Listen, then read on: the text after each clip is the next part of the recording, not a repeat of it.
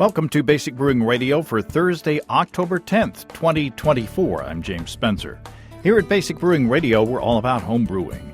This week, Matt Giovanisci of Brew Cabin and Josh Secaur of Gambit Brewing join me to taste my latest Honey IPA, and we compare it to the previous version. We also brainstorm to come up with a Peppermint Mocha Stout that Matt wants to brew for the holiday season. If you want to support us financially, check out patreon.com/basicbrewing, and many thanks to everybody who's helping out in that way. If you go to patreon.com/basicbrewing, you can see a long list of stuff that you can access if you sign up as a supporter. And many thanks to the new Patreon subscribers who are signing up every week. Your help is very much appreciated. And as I have been saying every week, if you're a user of the Patreon iPhone app, starting in November, please use the Patreon website to sign up for new subscriptions.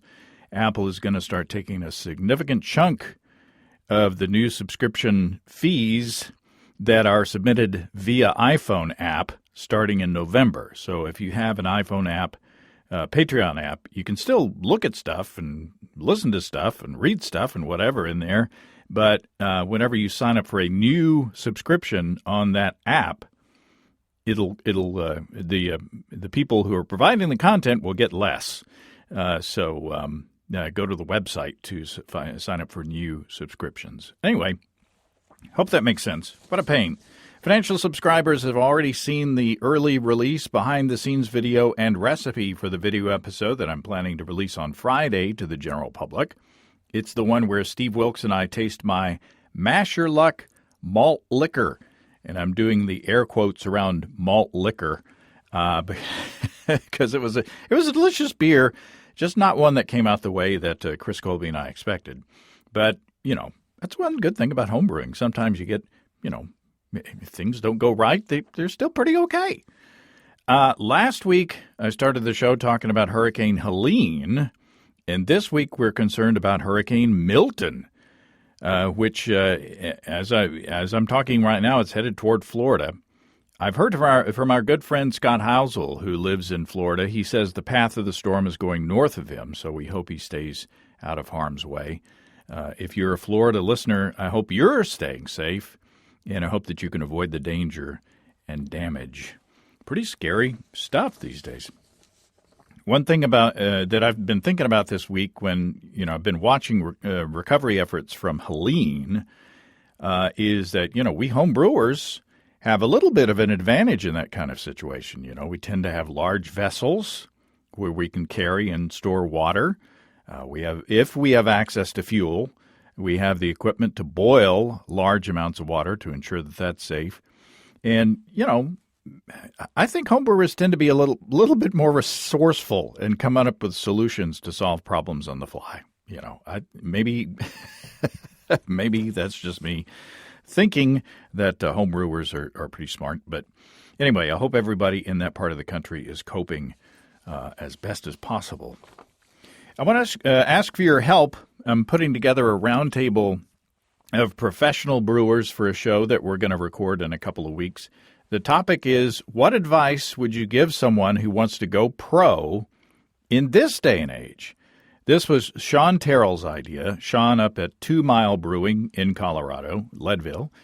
Along with Sean, I've invited Adam Ross of Twin Span Brewing, Josh Secaur of Gambit, and our good friend Mike Tonsmeyer of Sapwood Cellars. And I've also asked Matt Giovanisci to play along because I have a feeling he's got a strong itch to go pro given the opportunity. I mean, if you look at his Brew Cabin channel, he's basically got a small professional brewery in his garage. Anyway, so I need some questions from y'all. Even though, the times have changed in the craft beer world, do you still feel the urge to go pro? Are you going so far as to, are you making plans to do so? Are you curious about what it would be like to become a professional craft brewer even today? If so, please email me your questions at james@basicbrewing.com and we can throw them out to the group. Right now it's looking like we'll record on maybe Monday the 21st. So please get me your questions as soon as you can. I'm in the process of brewing my giant dark mash your luck beer that we talked about last week. I asked y'all last time how you work with piloncillo sugar. That's the Mexican brown sugar that comes in a hard cone.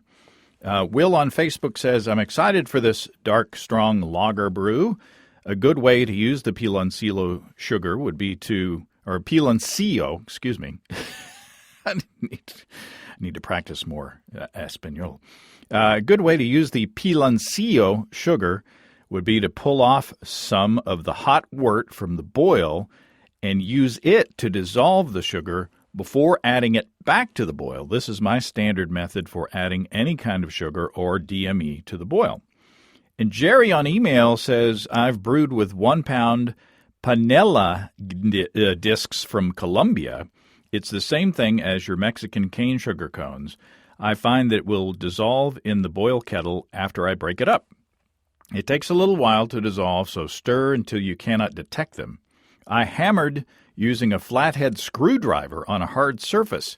Bite-sized pieces. It's my preferred method for sugar additions to UK ales and bière de garde. I stick to white sugar for Belgian ales. Thanks, Jerry, and thanks, Will. I think I might do a combination of those two and, break up the sugar and before dissolving it in the hot wort. And maybe I'll use a strainer, like in the boil kettle and put the sugar in there. I don't know. We'll see. I've already brewed the 1044 Pilsner, whose yeast cake I'm going to use for the 12% beer. To ferment that, I pitched a packet of L17 Harvest from our friends and sponsors at Imperial Yeast. I didn't dust off the stir plate. Since I fermented at 60 degrees Fahrenheit or 16 C, which is at the upper end of the temperature range for harvest, and the wort was fairly low gravity at 1044, I didn't think I needed a starter. And I was right. You can see the video that I posted on Instagram and our Facebook page of the very active yeasty snow globe that was happening, I think, 48 hours after pitching. I've pulled it out of the kegerator. It's already done fermenting. It's in a diacetyl rest. I may brew the big beer tomorrow because I think I was going to do it this weekend, but I've got family stuff that I've got to attend to. I'm sure that massive amount of Imperial Harvest that's at the bottom of the carboy now with the Pilsner will get to work right away on that giant beer. And if you're into something a bit lighter in seasonal, A40GF Bubbles from Imperial is the current seasonal yeast. But they say you better hurry before it's all gone. Bubbles is great for fruit juice-based fermentations. It's raised on gluten-free media and allows the nuances of fruits like apples and pears to shine through if you want to make a cider or a perry. I've also used it for seltzers. Ask your local homebrew store about A40GF Bubbles from Imperial Yeast before it's all gone, and check out all the dependable deliciousness at imperialyeast.com. It's imperialyeast.com. Okay, I've talked a lot. Let's taste some Honey IPAs and get set for holiday brewing with Matt and Josh. Josh Secaur from Gambit Brewing Company in St. Paul, Minnesota. Welcome back to Basic Brewing Radio. It's great to be back. Matt Giovanisci from Brew Cabin over there in Colorado somewhere. Welcome back. Thank you. Thank you for having me. It's good to have you guys back. We're going to taste my second attempt at this Honey IPA. But we've got some other business to talk about. Matt, you said that last time we got together we did a Mash Your Luck challenge, and remind us what the parameters were that you drew. So the parameters were low ABV, moderate bitterness, dark or black, New Zealand or what did you call it? Oceania? Australasia. And I've received no complaints from down there, so I think it's okay. Yep, that's fair. And sour. Ooh, yeah. Yeah. I think it's the most challenging set of parameters yet. So you said you got to brew it. I brewed it yesterday. My father was in town, and we brewed it yesterday. All went well. It was, yeah, no challenges during the brew day itself. Using ingredients I've never used before. Ooh. On a couple of fronts. Had to do a lot of research. Went through, I think, 3 different recipe styles before I landed on this one. I actually, I did this for our holiday special last year, but I got my big whiteboard out and was just trying to come up with ideas on, okay, how do I, what are some ways I can make this beer sour? Because I think that, to me, that was the most challenging. And then okay, what do I want the final product to taste like? What would go well with it? Do I use like a Philly sour yeast? Do I use sour VCA yeast? I don't know. There was all kinds of. I actually went and and this is a total side, but during this process of figuring out how I was going to sour it, I went downstairs in the basement and pulled samples from 2 sour beers that had been sitting there. One of them of the saison that we had worked on that I said I would sour the other half, and it is not sour at all. Neither of them are.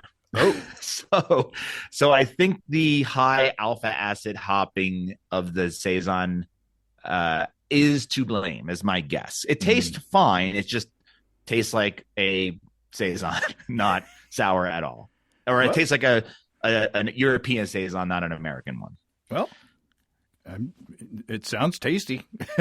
Yeah, I mean, it's something. I wish it was. I was hoping maybe one of them would be a sour enough where I could blend it into this beer, and that was an option that I had drawn out, but did not work out for me, unfortunately.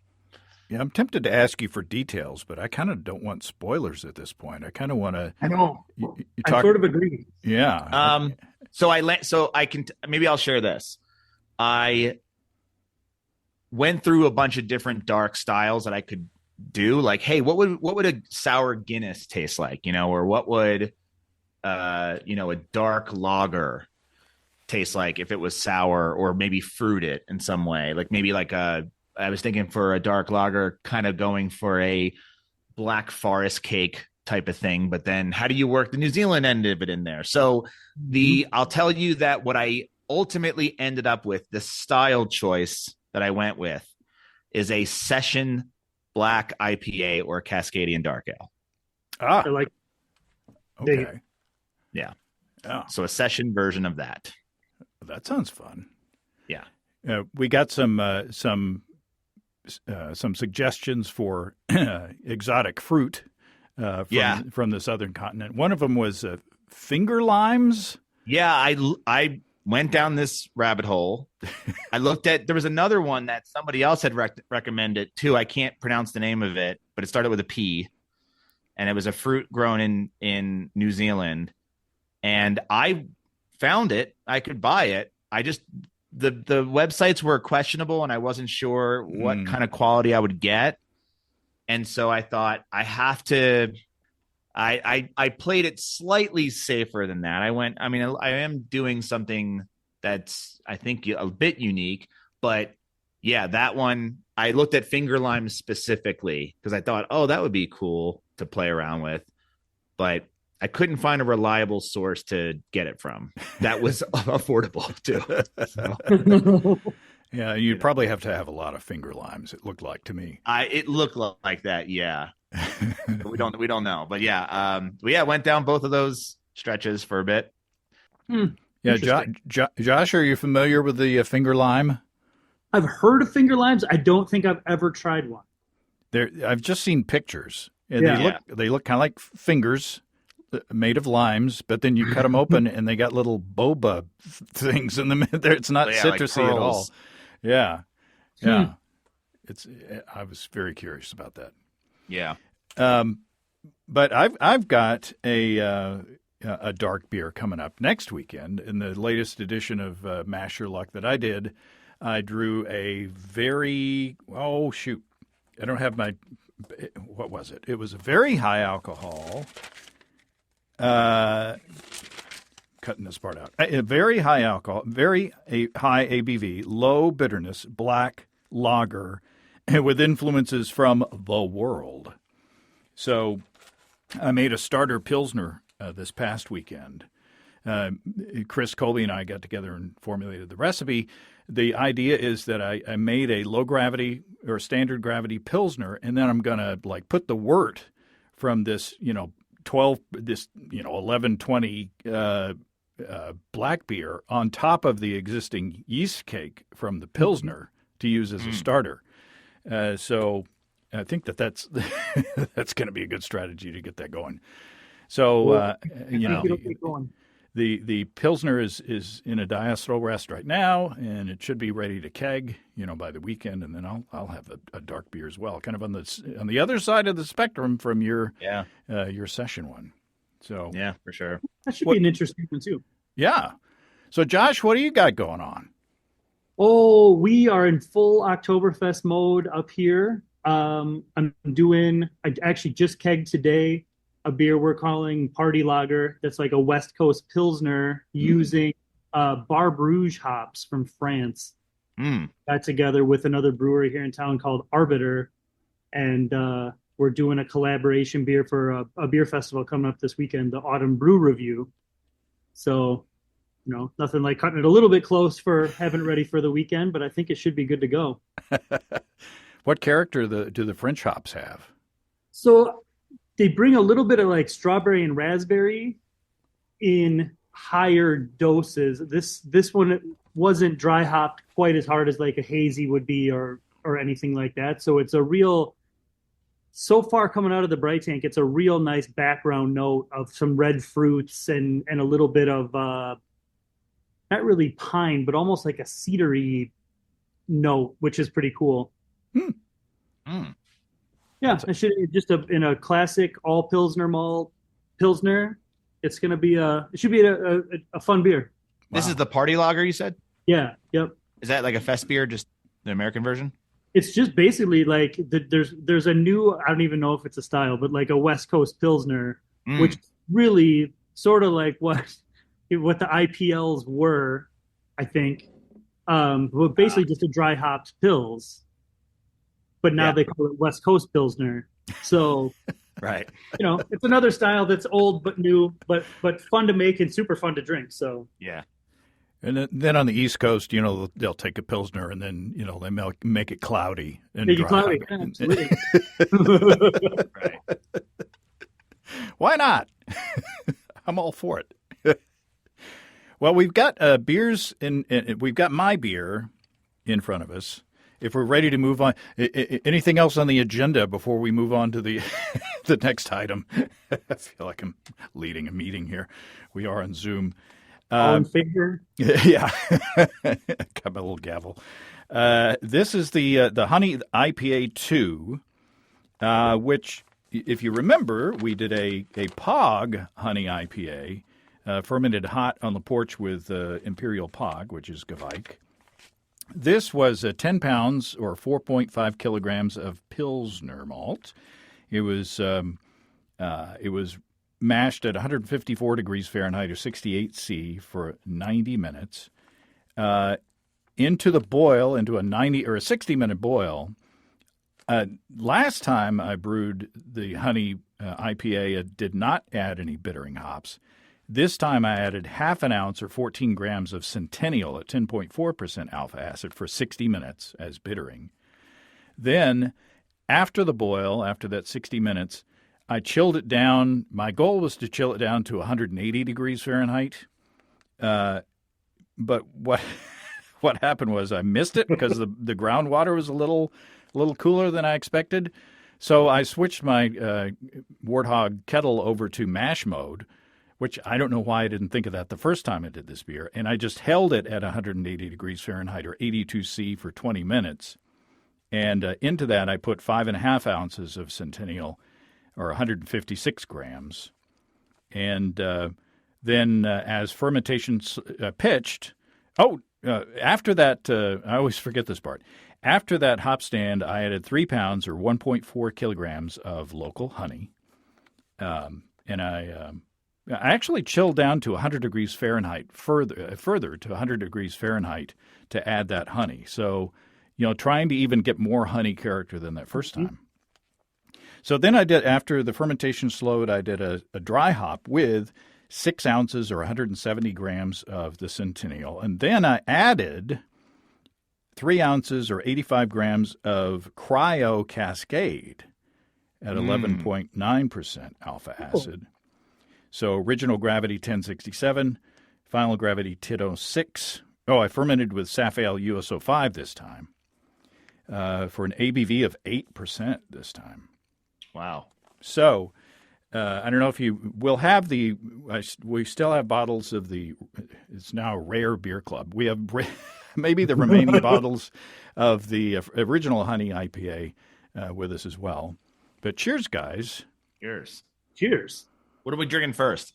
Let's do the new one. Let's do the Honey 2 so we can get a fresh palate. Ooh, I can smell some hops. For sure, yeah. I think the Centennial in this really jumps. You think that's the Cryo Cascade? It could be. The flavor to me tastes super Centennial, like a lot like Bell's Two Hearted. Yeah. Super Centennial forward. Very grapefruity. Mm-hmm. Now in the original, well, maybe I'll ask this question when we taste the second beer. But I was thinking the other day, I tried one a couple nights ago, and it wasn't very carbonated, but I think it is now. I just bottled it, like a little over a week ago, something like that. Mm-hmm. Are you getting honey character? I think I am. Yes. It's the same honey as the last one. Yeah, it's a different batch. But like just it's from the same guy. Yeah. Okay, cool. Yeah. He's got like 100 beehives now, so he's very busy. I don't know if this is from somebody's house that he had to tear apart to get the honey from. Sure. He does that too. Caleb's Bees. Everybody should follow him on Instagram. He posts some pretty fun videos of bees swarming out of the eaves of people's houses and stuff. Mm-hmm. That's a job I don't need. No, he's young and energetic, and apparently doesn't mind getting stung a few times. Yeah. So what do you think, Josh? So I'm curious to try the first version just because my memory of it was a lot more honey forward. Mm-hmm. I get the honey in this one, but it doesn't seem as pronounced. But that could be because the hops in this are a lot stronger, I think. Or at least that hop character is a lot punchier. That would be my exact assessment. Yeah, I think the bitterness level. I think that adding the this is not a good. Philosophy would not approve of this experiment because we changed so many variables between the two beers. We added bittering hops at the beginning of the boil, and then I maintained a higher temperature a higher. I started out at the same temperature in the first beer, but it declined over time because I didn't have the heat on the hop stand in the kettle. So one would think that you'd get higher bitterness extraction from that half an ounce at the beginning of the boil, and the fact that it was at a solid 180 degrees Fahrenheit or 82 C for that whole 20 minutes. You would think that those two would boost the bitterness, plus the extra cryo and the dry hop. Mm-hmm. So smelling them side by side, my assessment is that the newer one is absolutely hop forward. In fact, it has like a citrusy sweetness to it, almost like orange juice. Mm. The honey, the original one, by the way, is from what I'm looking at, cloudier, the original. Mm. And I don't know if that's just a shipping issue or whatever, or maybe the Kvike. I don't know. Or maybe the Kvike. But the original one is definitely more floral.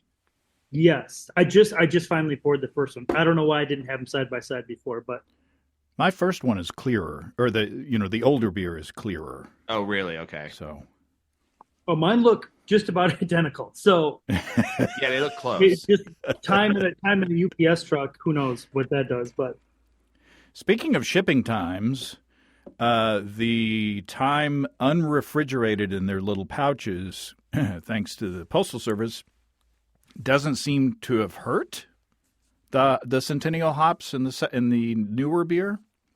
No, I don't think so at all. You would never. I don't think you'd ever know. I'm sipping the older Yeah. one. It's a bit more carbonated, which makes it a little more difficult to pick out nuances, maybe. Well, I'm trying to decarb the original to match them. I do get more honey Yeah. from the first one. I do Yeah. too. And there's maybe it's my imagination, but there's a lemony character that I don't get from the newer one. Yeah, I think it's a little sweeter too. I mean, I think they finished Probably the same. the newer one is You said 1006. yeah, it finished a tiny bit drier. Yeah. 4.4 of a percentage more in ABV, according to the thing. I mean, obviously, there's a difference in fermenting with the USO5 and fermenting with the POG, in that the POG was done way sooner, because it fermented on the hot porch, and I had to, wait a few days longer, and I could, look that up, but a few days longer to dry hop but I did rack both of them to secondary. I added a blanket of CO2, or I purged a carboy with CO2 before I racked into it. It's an interesting comparison because I do really get. I think you're right with saying lemon in the original version. There is a real like a lemon peel note that isn't there in the new one, but the new one is a lot more sweet citrus, like orange and maybe some grapefruit and more. I think maybe even more floral.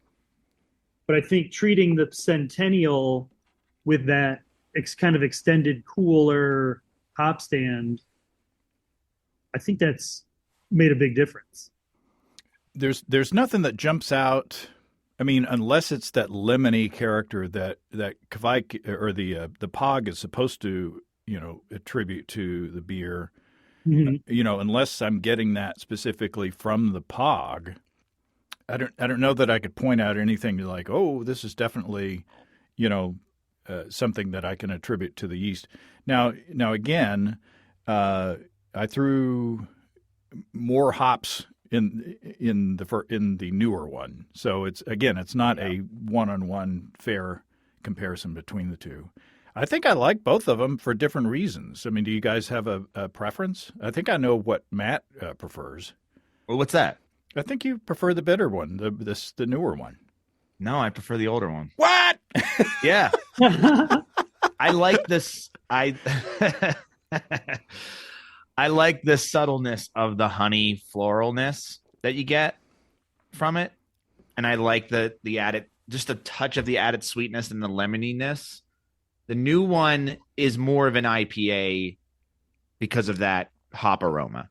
Yeah. More of familiar hop. Whereas like if I had to categorize them as honey IPAs, to me the first one embodies that a little more. The older one. The older one, right. That's probably true. Yeah. I prefer the newer one because I really like the way the Centennial really jumps in that beer. They're both good. But yeah, if you're going strictly off, this is a honey IPA. The older one definitely presents more as honey. Yeah.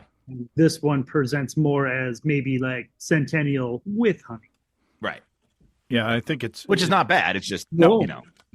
I think the newer one is less subtle, and it's more of in a good way, kind of a Bell's Two Hearted-ish beer, for sure, which I love. Yeah, but yeah, I think the older one, it's got those citrusy notes, the lemony notes, the honey notes. To me, it's a more nuanced and interesting beer. I like both of them, but I think I like the older one better. Yeah. There you go.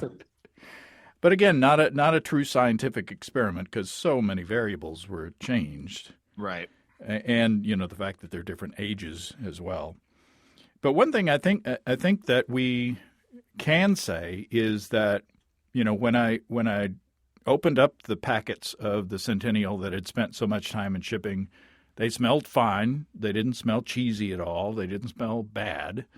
And I think unless the cryo cascade is covering up a lot of sins, Yeah. I don't think there was a problem. I think if you forget your hops in the car for a couple of weeks, I don't think you have to panic and throw them away. No. I think it's I fine. think if your packages get punctured and they get oxygen, I think that's probably a way bigger issue than if they're not kept frozen. Yeah. Agreed. I'm in a happy place now. Those are tasty beers, and I'm again relieved that I didn't send you guys a clunker. No. Well, you're on a roll. Yeah, you're only what? 7 for 4? I don't know. I just made up 2 numbers. I don't know. You don't even know what that means. You don't do sports betting, do you? I don't do sport. I don't know anything about sports. No, I've what was it? The one I sent the Chris Colby didn't like the raw beers that I sent him. Yeah. But, other than that, I think I've done pretty good. So excellent. Well, I'm ready to change gears. I mean, I love hoppy beers. Yeah. But Matt, you've volunteered to be our next participant in the. We're not going to make you do another Mash Your Luck. Yet. We'll see how this one turns out. If I'll do another one. I like the idea though. I really like the Mash Your Luck idea. I think that's a great idea. Yeah. It's a super fun concept. Yeah, I had a lot of fun coming up with the recipe with those, like staying in sort of like a creative constraint was kind of nice. Yeah. I'm getting good response from listeners out there, so I like it a lot. And thanks to Adam up at Twinspan for coming up with the idea. I came up with the name. I have to keep giving myself credit for that. Sure. And then when I get sued for copyright infringement, I'll be on the stand. Oh yeah, I came up with the name. But so we're back into our main thing here. You guys and I, when we get together, we like to talk about recipe development. Yeah. And Matt, you said that you would, the holiday season is coming up. So you said that you would be willing to step up and do another holiday beer. Didn't you do another holiday beer last year? I did the gingerbread wit, which was an intense experience. Not experience, but the beer I thought was pretty intense. I think you all tasted it, right? Yeah. I thought it was really good. Yeah, I really like that one. Yeah, it was a good beer. Yeah, I had a good response here at the Christmas party at the house. So, yeah, happy to do one again. I like the idea again. Like I like the creative constraint of the holiday season to craft something I wouldn't normally put on tap. Mm-hmm. For sure. Yeah. So do you have any ideas out of the gate, or are you open? I'm open, but I'll say this: I just as an aside, or as maybe a point of interest, but I have been recently getting very, very into espresso and coffee. So I have a lot of gear around that and a lot of experimentation around that could be something. So just throwing that out there as an idea. I don't know if that's necessarily a holiday flavor, but also I'm looking at a candle that I have here in the brewery that says hazelnut drip, and I just figured there's some medicine for that. Yeah, right. Get the prescription. The over the counter doesn't work. Yeah. No. As far as like ideas for styles, I don't have one. I think you had mentioned something sessionable, but honestly, I would go way harder if I was challenged to. Well, let's go through the categories of the, let's say you had a joker for every one of the categories of the Mash Okay. Your Luck. Okay. So the ABV, what would you pick as your ABV? I could go either way. I think obviously with a, I don't know. I always feel like holiday beers tend to lean more on the high ABV side. And last year, that gingerbread wit, I think, was only 6%, which I think I called it an imperial wit, but to me, that was low alcohol. Mm-hmm. For a holiday beer that I'm used to. One style that I've never done and would be open to do is like a pastry stout of some kind, like a high ABV pastry stout. Oh, sure. Well, and I've never done one before. If you're thinking espresso coffee, that kind of naturally, those sort of go hand in hand. Yeah. Peppermint. There could be. I'm trying to think of just other wacky things you could throw in the mash to bump the sugar count and boil for 4 hours or whatever. Mm-hmm.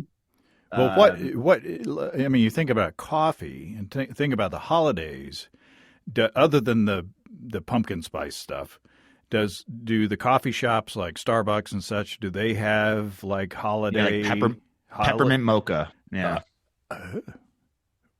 Yeah. Well, I think you could make something really cool with a peppermint mocha kind of vibe. Yeah. A bigger oatmeal stout or just like a big stout. It doesn't even have to be an oat stout particularly. Like just any chewy stout. A big milk stout maybe with some lactose to keep it sweeter. Mm-hmm. I like I guess last year I feel like I made a light beer, light colored beer for the holidays, and maybe this year I would do something nuts. Like I'm open for the crazy, like, let's see what would be hard to do but challenging and also interesting to try. I mean, peppermint mocha is interesting. I think you're right, like doing a stout and making it as, sweet as I possibly could by adding like coffee beans or espresso directly. Yep. And somehow chocolate and somehow peppermint and somehow just added sweetness like lactose or something. Well, in the Mash Your Luck beer that I'm doing, some of the components are cacao nibs, which I'm going to make a tincture. And then I broke down and got myself another coffee burr mill because my other one, I stopped roasting coffee because my burr mill broke. And then I just got lazy. So now I'm back into roasting coffee. Roasting or grinding? Well, both. I mean, I've got my own little hot air roaster.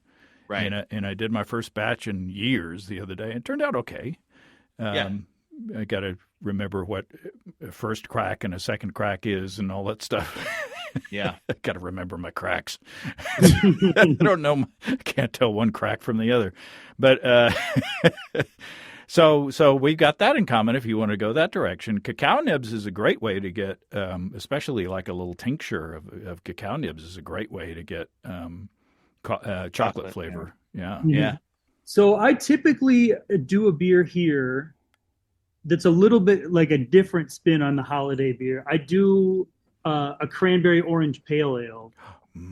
It kind of plays on like the cranberry sauce that my grandma would make for every holiday ever. Nice. Thanksgiving, Christmas, it was always there. And now I make it all the time.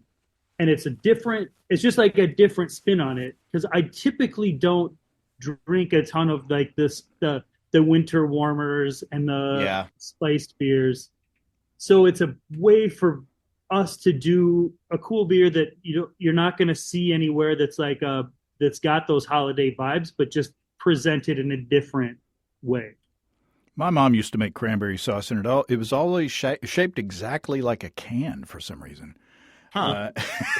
I love that stuff too. She must have had a can mold, I guess. Yeah, it was a lot of trouble she went to.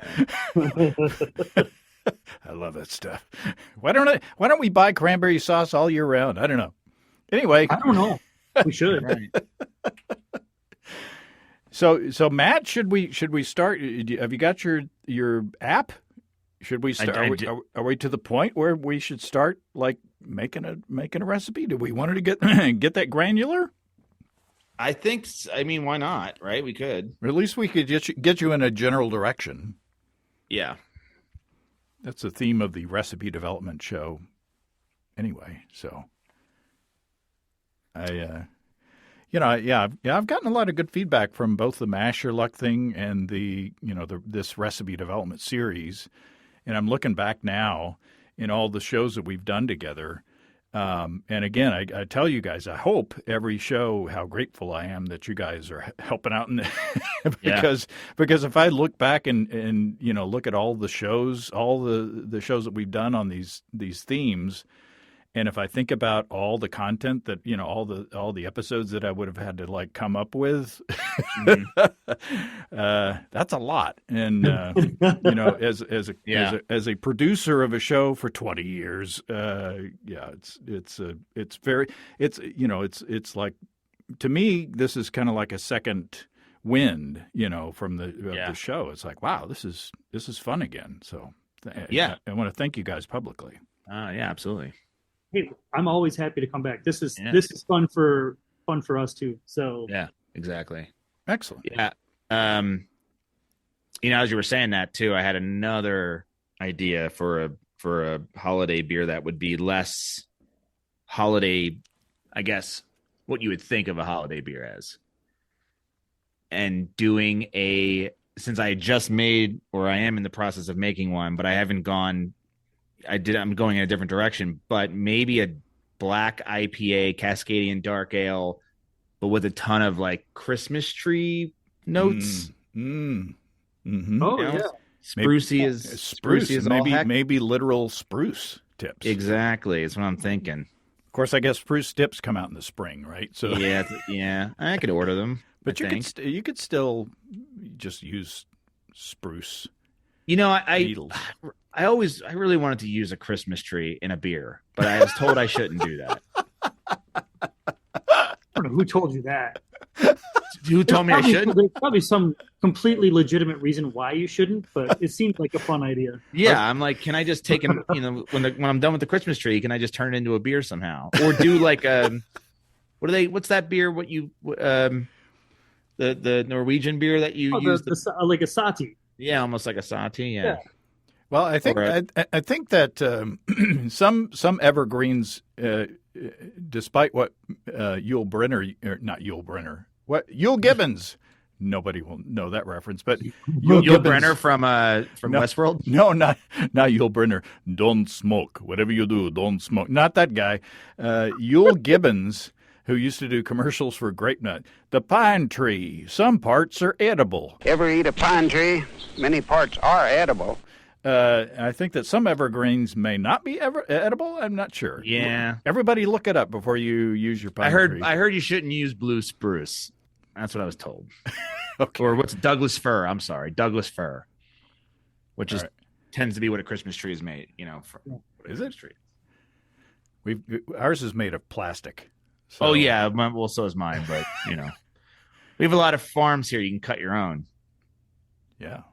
Well, you could just go ask them which ones are edible then. It's true. They're like, well, a deer like this one. Yeah. Sure. So I mean, I guess I'm leaning more towards dark, but I could go the other way. Go for it. You think I should just go dark? Yeah, I think so. Yeah. I think I like the Peppermint Mocha idea. Yeah, I like it a lot. I think that sounds cool for sure. All right. Come to the dark side. All right, so let me pull up here. So, I doubt they're going to have – it'll be just an American stout, I assume. And fermentables, Josh, have you ever made a pastry stout? Yes. I don't even know where to begin with that. So I would probably stick with like a base of just 2-row. Okay. Can do. I just start with 10 pounds and then see where we go from there. I know we're going to need more. Yeah. What's your ABV? going to be? I would be happy if I hit 10. Oh, Okay. wow. But I would go high. I mean, here's my plan, I guess, because I could do this two ways. So I have a 10-gallon system and I have a 5-gallon system. But my 5-gallon system maxes out at like, I want to say 18 pounds of grain, which is like really pushing it. But what I'm thinking about doing is I use the 10-pound or the 10-gallon system and just do an absolute ton of malt, but then use the smaller version to boil down. So go from like, if I can get maybe 10 gallons of beer, like a high gravity beer, I could just keep boiling it until I get it down to, I don't know, something ridiculous. Sure. Mm-hmm. You know, even if I only end up with like 3 gallons in the end, I'm fine with that. Because again, it'll be high ABV and probably adjuncted with a bunch of other stuff. Yep. Well, and you could literally add, I don't know if this is dangerous, but Sugar. you could literally add candy. I mean, would you? You mean like actual candy canes? Like, yeah. I mean, is that stupid? I mean, that would help you up your gravity, but I mean, would the peppermintiness boil away if you added so too much? From my all right. So I don't know anything, but my guess is when it comes to the peppermintness of it, I'd probably want to add that as an extract, and so that you're not getting peppermint mintiness flavor. You're only getting the aroma. Is my guess, because I would imagine a minty taste would not be the greatest flavor. Let me I don't know. This. I'm sipping on an 8% beer and I'm just throwing stuff out. I don't know. You guys are driving. I think you're going to want a little bit of the flavor. I don't think you want it to taste like toothpaste, but right. Well, I'll tell you. So I'm just gonna, for research purposes on the fly, I'm looking up peppermint mocha recipe that somebody would just make, So for peppermint flavor, you can add mint extract, half of a peppermint candy cane, or peppermint syrup. Okay. And obviously there's espresso in it, so that's easy enough. Vanilla, I can get in there. Yep. Cocoa, it does need some kind of sugar, but I think we can accomplish that with lactose. Yep. Cocoa can obviously be cocoa nibs, and I can use maybe chocolate malt or some other type of malt that would give us some chocolateness. And I also think too, if we boil it down, whatever we do in the dark malt area will probably give it chocolate flavor without really even trying all that hard. And then I guess, mint extract. Yeah, you could add the extract at packaging time. Yeah, right. And that way, I mean, it's a risk if you get too much peppermint and then you spend all this money on all the grain and you've got this 10% beer and it tastes like toothpaste, as Josh said, that's bad. So maybe it's best to be prudent and dose the extract.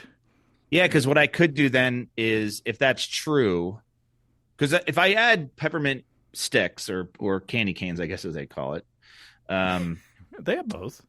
They have peppermint sticks. That's sure. Ooh. Yeah, that's going to add sugar for sure. Mm-hmm. Yes. But I don't know. Like, what happens when that peppermint stuff gets cooked? It might not be that great. Yeah. Yeah. Everyone's saying to use peppermint extract. Yeah. I mean, so you might want to add one candy cane just for Instagram. Oh yeah, for the gram. Yeah, you gotta throw a candy cane in there for good measure. Now you're gonna have a big old high gravity beer. Yeah. Which is already going to have a lot of residual sugar post fermentation. I like the idea of adding like lactose for the milk stout kind of thing. Yeah, the coffee part of it. But Yep. Josh, I what do think you you're what are you gonna- thinking? Josh, that that's not going to be fermentable. So if you but I have, think that's kind of what you want, because I think you want your finishing gravity to probably be up over 1020, maybe 1030. Yeah, You can get it right. up, Ooh, so it wow. stays. I mean, you kind of want this to stay sweet. Yeah, that's what I'm thinking. Yeah. So I think the higher you can keep the final gravity, the better off you're going to be. Yeah. Stay sweet. Wasn't that a Queen song? I think it was. What Sweet Lady was the name of the song. Okay, everybody. what dark malts are we Continue. thinking? Because when you say to just do 2-row, like that's the base and that's fine, and Yep. everything else would just be dark malts, right? Yeah, I think so. I mean, I would maybe you could do flaked oats to keep some of the body there. Yep, I got that. You could do, and then I would do, like, I think Simpson's chocolate malt is the best chocolate malt out there. I mean, that's the one that gives, at least from in my experience, the best actual kind of chocolate that comes through. I also really like their extra dark crystal to keep some sweetness that comes through, and it's a real kind of that dark toffee sort of sweetness that I think would go well in this beer. And then I don't know how much more you really need. I mean, I think it could be fairly simple. Yeah, you know what? I can also look. I don't have it in front of me right now, but I just got a magazine that had a recipe of fundamental observation from Bottle Logic, Okay. and they gave their entire recipe. Oh, nice. So there could be some inspiration there. I just don't have it. The magazine in front of me right now. Yeah. Because I mean, maybe you would need some like Carafa 3, the kind of the dehusk, so you're not going to get a ton of extra that. I don't think you want any of the like the roasted barley or the right. super roasty stuff. Do you think like Carafa or Midnight Wheat? What do you think is a better I think choice? either one of those would be fine. I mean, we've always had a joking soft spot in my old homebrew circle for Midnight Wheat, so I would definitely go Midnight Wheat. All right, I just used that in the beer that I made. So another spoiler alert. Yeah, because that's not going to give you a ton of the roast, but it'll give you the color. Because I think you want to make sure this stays pretty black. Right. Yeah, so I'm just gonna and then you said flaked oats, and then anything else, lactose maybe, right? Lactose, I think for sure. Yeah, for sure. Okay. You think it? Yeah, and that one. Okay. Yeah, because that one I just want to make sure I get the FG above 10, maybe 1025, 1030, somewhere in that range. Yeah. So maybe what, like 10% lactose? Yeah. I mean, that's pretty heavy, but I think this beer will probably take it. Yeah. So if you want a 10% beer and your final gravity is going to be like 1030, what's your original gravity going to have to be? Oh, probably 1, if not higher, like 1.1, like 1100. See, Yeah, I think I'm shooting for like 1120 for mine. So Yeah. you and I, we're going to be in the same boat. Yeah. Yeah. It's going to be high. It's going to be ridiculous. Yeah. I mean, I'll have to sit and play with the recipe offline to just kind of get, like, I think having the general idea that it's 2-row oats, Simpson's chocolate, Midnight Wheat, milk sugar, like those are the bases. And then I may have to mess around with the poundages and with my system, because it's going to be, I'm kind of dealing with 2 systems to get this. I might just do it in like treat it like a 10-gallon beer, but just boil it down to a 5-gallon beer. And that's how I'll get the extra gravity. Yeah. And then bitterness, hops are essentially just for a bit of bitterness balance, essentially. I'll probably just throw in like an ounce or 2 of Magnum at 60 and call it bitter. Yeah. You call it beer at that, you know what I mean? Yeah. The other thought though, could be, is there any hops that have a pepperminty vibe? Oh, I'm sure. Right? There's got to be one. Or like you were saying before, like that Christmas evergreen tree? kind of Christmas tree kind of a thing. Yeah. Yeah. Yeah, I think sticking with the clean bitterness is probably the safer move.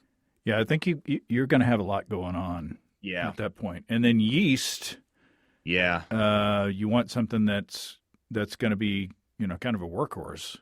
Yep.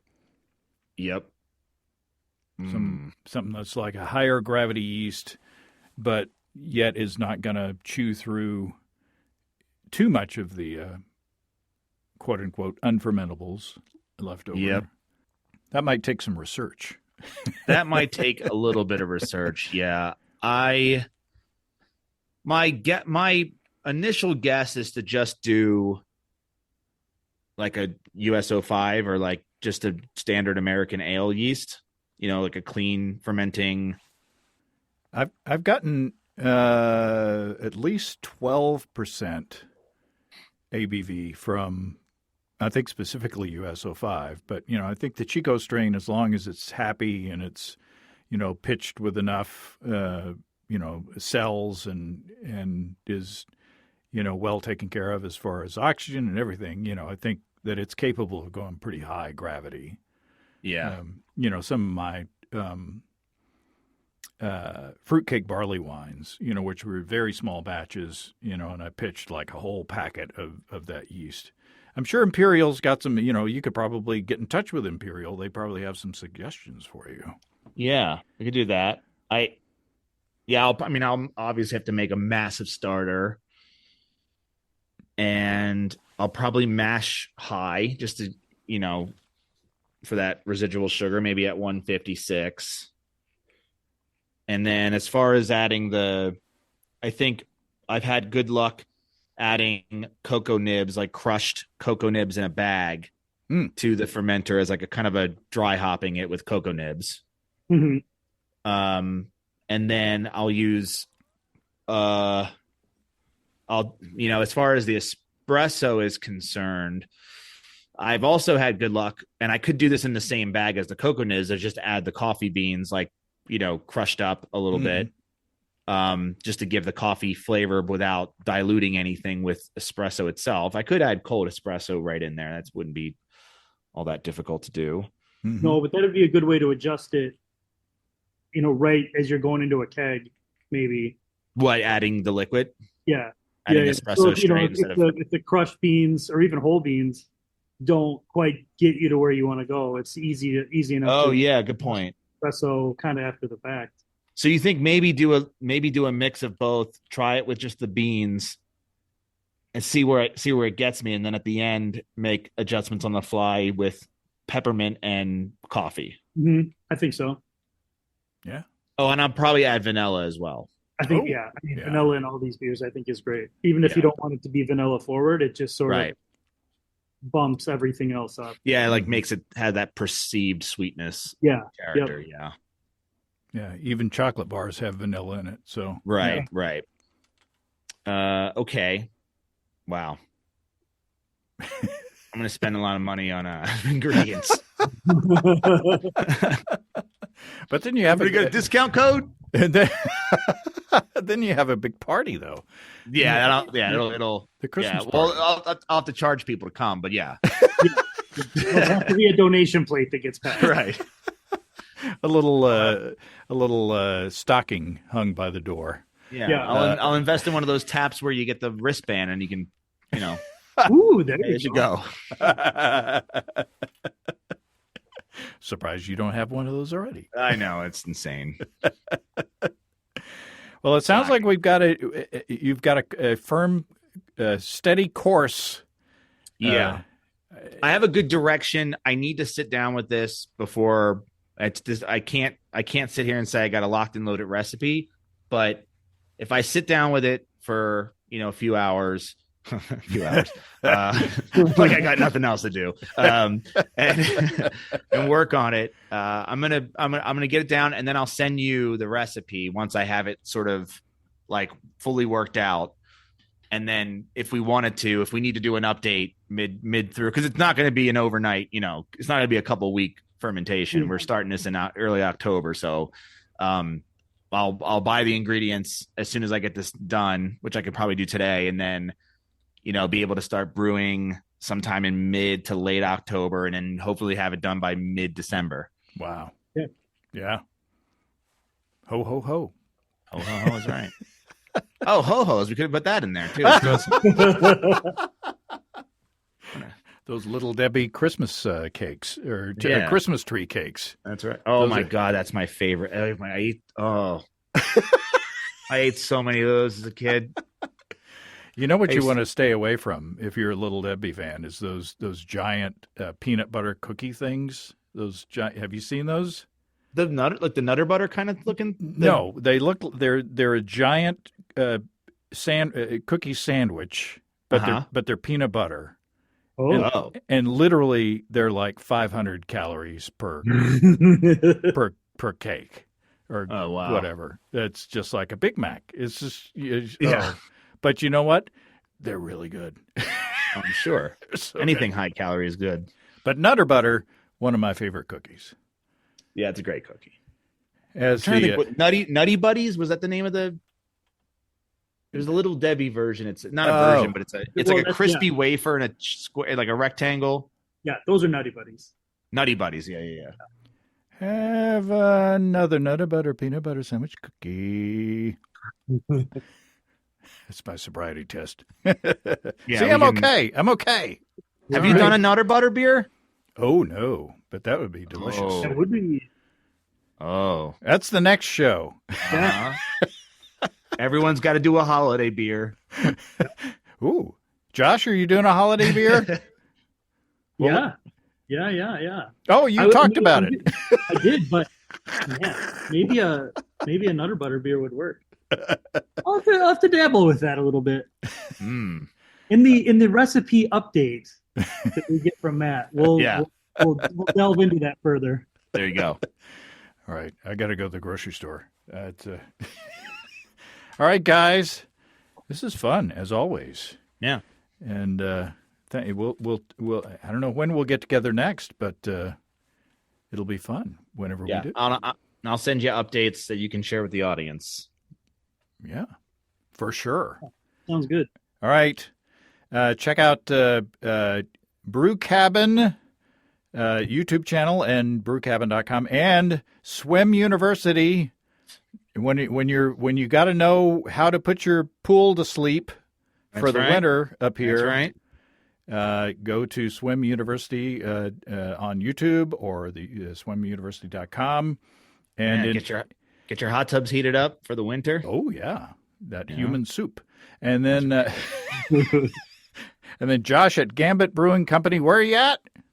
We're St. Paul, Minnesota, There you go. and gambitbrewingco.com. All right. Thanks, guys. Thank you. Ooh. Many thanks to Josh and Matt. Always a lot of fun to get together with them. Sounds like Matt and I have the opportunity to have a big dark beer face-off before long. There are worse things, right? Please remember to send in your questions for our roundtable of professional brewers on what advice you would want if you're going pro. Send me those questions before you forget, as I would. In the meantime, if you have brewing questions, show suggestions, or just want to say howdy, write to james@basicbrewing.com, or just fill out the contact form on basicbrewing.com, and please don't forget to tell us where you're from. Check out our mobile-friendly shop at basicbrewingshop.com. Thanks to everybody supporting us through our Patreon page. Special goodies coming your way. Check that out at patreon.com/basicbrewing. So until next time. Until then, thanks for listening, everybody. I'm James Spencer. Production help for Basic Brewing Radio and our website is provided by Kelly Dodson. Basic Brewing Radio is a production of Active Voicing. We'll talk to you next time, everybody. In the meantime, stay well, stay safe, and stay tuned. So long.